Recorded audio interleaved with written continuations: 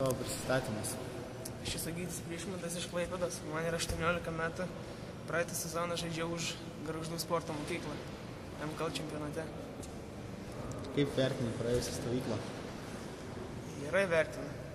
Viskas gerai, viskas gerai, jokių nebuvo ten, kad blogai. Kaip įvertintum stovyklos atmosferą tarp kandidatų? Gera, daug yra iš Klaipėdos, tai tas pats, kas namie. Kaip vertini savo šansus patekti į komandą?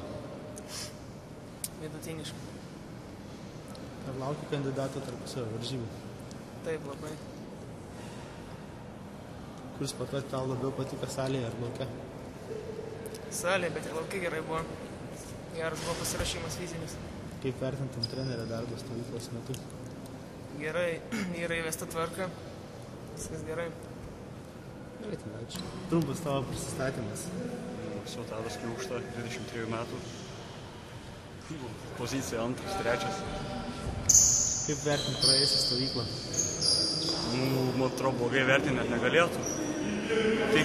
Tik pliusai vieni, tik galėjo išsikrauti normaliai, pasiruošti, kaip sakant, baterijas įkrauti. Ir tiek. Kaip vertintum atmosferą stovykloje? Atmosferą, ką aš žinau, tų daug nematytų veidų. Vis tiek reikia kažkiek laiko, kol prisitrinti viens prie kito. Tai normaliai, viskas, visi draugiški, man atrodo, visi normaliai, visiems nieks nesiskundė. Kaip vertini savo šansus patekti į Kretingos komandą? Žiūrėsim, varžybos laukia, žiūrėsim. Ar labai laukia? Nuo trenerių viskas priklauso, pažiūrėsim, kaip atrodysim. Ar labai laukia artėjančių varžybų tarpusavio? Ne, tai įdomu, aišku, vis tiek pamatyti jau, kokie rezultatai vis tiek susivyko, kiek fiziškai pasiruošėm. Nuo to metimų biškį mažiau, aišku, čia dirbom, nebuvo tiek palaiko, bet žiūrėsim. Kaip vertintum komandos trenerio darbą stovyklos metu? Tai treneris, matos, treneris jaunas, stengiasi tiek savo įrodyti, tiek mum įrodyti, kad nori tobulėti, mum visą perteikti, naujas žinias visas, tai ką žinau. Kur sportuoti tau labiau patiko salėje ar lauke? Kaip pasakius.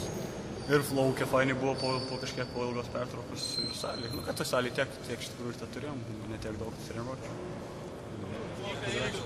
Давай. 1, 2, 3.